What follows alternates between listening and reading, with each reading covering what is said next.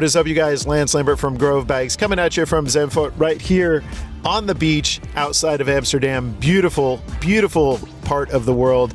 And we're just checking out the Jack Hare 2025 Cup. But more importantly, we're catching up with a good friend, Stef from High Giraffe. What is up, man? Everything good, man. Nice. Yeah, man. Yeah, chilling a bit after all the fairs. We seen each other as well at the Mary Jane, of course, where we got the bag and everything. Yeah. And, all the business, so it's nice to see you guys out here as well, man.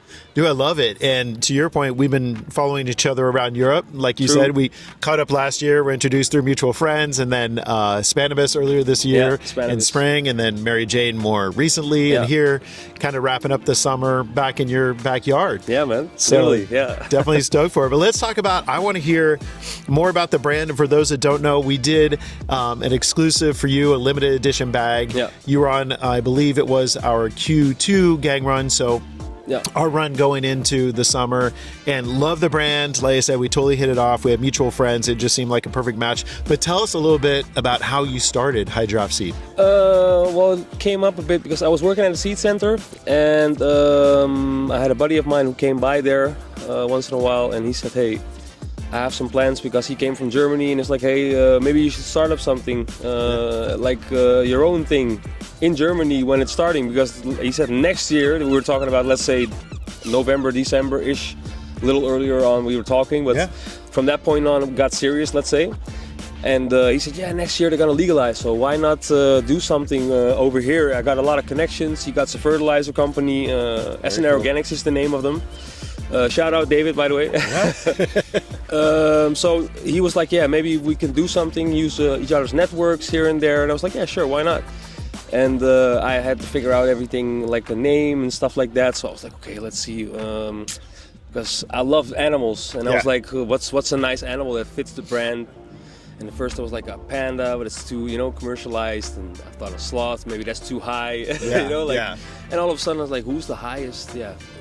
Birds, and then I was like, hold on, a giraffe is not, it's high, but it just fits. Yeah, it just fits, yeah, man. It was perfect perfect. right away. Yeah. So and then I had a friend of mine. She's a good drawing artist, and I asked her like, hey, listen, I want to have a giraffe, but kind of goofy-ish, high-ish, but like. And she was like, okay, let me draw. The first draw was like almost perfect, nearly perfect, I would say. So, okay, a little more serious because it was too goofy. And then she drawed it like so nice, and it made the eyes a little more reddish and lower. And it was, it was perfect, man. It is perfect. Gigi was born, Gigi Giraffe. Gigi Giraffe. We named her Gigi, it's like a feminine kind of giraffe, so... Yeah, but definitely has spit high, but not too high. You can tell maybe she's like up there. She's up there. A little on a super silver or something, but not too over the top. Exactly. And that's one thing I have to point out, and I mean that's why I thought doing the bag collab is a perfect match, because you are the man behind the brand, and I see the time and effort that you put in to curate everything, man. Like the tips, the shirts, your pamphlets, like everything is just. Yeah, very on point. Yeah, I love let's say the whole branding in this case also, but merchandise, I love things like that, because I'm also in the music business a bit. Done some stuff in there with merch and stuff, and I think memorable stuff that people have sometimes. We all have something at our place at home or whatever, or our man cave or whatever you want to call it, the studio at my place, where some stuff like that's so memorable. And I think limited edition runs, things like that, like Grove Bags in this case, the beautiful one. This was dope. I love it. That was my favorite from that run, full disclosure. Thanks, bro. Thanks. So I nice. appreciate that, man. So yeah, I think everything memorable in this case for people and touchable makes a brand even more, not stable in this case, but it gets an own feel, an own image, a soul. And I think the main reason why we are in business as well is we wanted to give good products to the people, only not with the bags and everything and all the merch we do, but the seeds also. Like we know a few good guys in the biz with seeds, so we were like, hey, it's still white labeling and people know about it, and I don't, how you say that? I don't lie about it, because I know a lot of good persons who sell seeds. So I can get the same seeds as other companies in the business, and I offer them maybe a little bit cheaper here and there, because we're not only in for the profit, we're in for the community. As you guys, your slogan is also really awesome. That's on the chest. Yeah, community first. I use the shirt a lot of times. Not kidding. This is no commercialized thing, but like we're for the community. The same thing, man. We love things in this case as well. Like that's, I think that's the heart I how you say that? Got from hip hop, because in hip hop it's the same thing. Underground hip hop, where we're in Amsterdam. it's for the community. You're not doing it for Yeah, the it's definitely fame, for the community money, first. whatever. It's just a community thing. You talk about the life lessons in this case, and the same is what we're teaching people with what we do. Like you guys teach how to do the bags, just the same as how we try to get in just now. And you told the guy like how it works with the grow bag because they were interested in it. And he even asked ChatGPT, but now he's that's cool. Like you said, I asked ChatGPT and said I have multiple layers and this and that, but how does it really work? There you go. So we're teaching each one teach one. Like my girl just said in the afternoon as well. There's like a whole community, and as you see, I just said it literally. Like you see how many good people, good-spirited people are coming together on these kind of events, and how we share our knowledge with each other, and it's amazing. That's what a brand should be about. Like not only what we sell, of course, but also the soul behind it, and that's what I love about Behind the Bag from you guys too. Yeah, definitely, man, and that's why we love telling these stories. Like we dropped yours, but the opportunity we had to come hear your story because I heard it, obviously gravitated towards it, loved collabing, but telling the rest of the world about it as well. And you brought up something that's a good segue.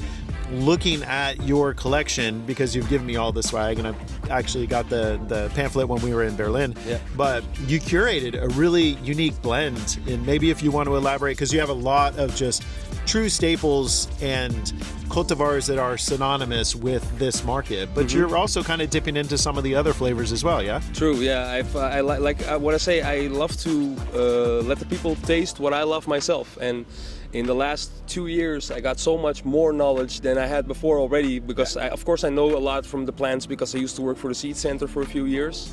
And outside of that, of course, my buddies and everybody who's growing and what we do in the years before that, of course, and the experience and etc.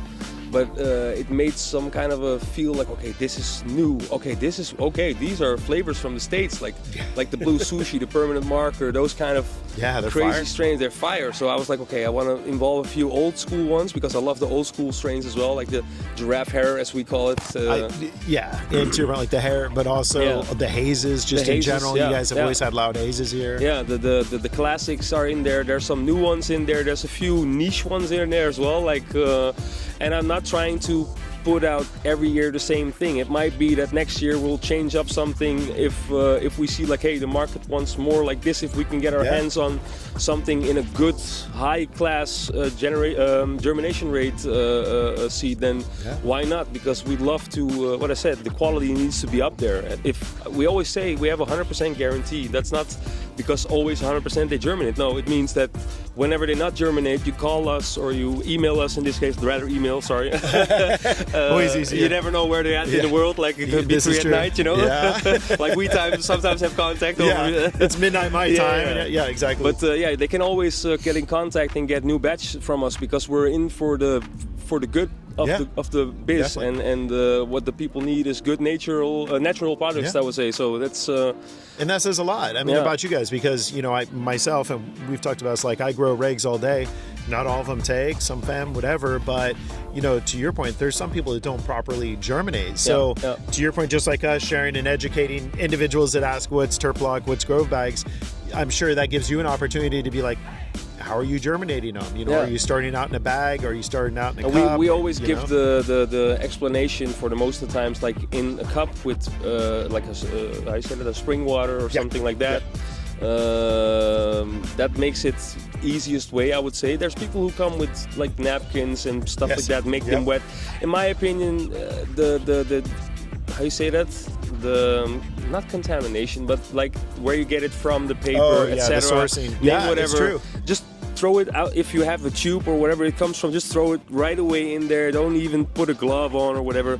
And honestly, if you wash your hands properly and whatever, you can of course do it with your hands as well. Of course, it could be how you said it, a little point of what contamination possibly, but it's a natural like you product. said, soak it in the water. If the seeds are good, then they come out. And sometimes after a few days, if they don't work out like that, you take them out a little bit. Maybe you can tap them or scratch them a bit. I've heard even what people do, and I want to say that's not my personal way of doing it, but it sometimes works. And some old seeds, what we hear from like classics from breeders like let's say Soma or whatever, like those kind of breeders who are here, they tell us these stories back in the day as well. Like, hey, sometimes it's a tough one. Give it a little love, you gotta kickstart it. You gotta give it a little kickstart sometimes, like in the winter or whatever. You know what I mean? Like it's very true. Yeah. So, but what we say, we love the products and we have to put that guarantee out there as well. Yeah. So that's the most important. So what I say, switching up maybe.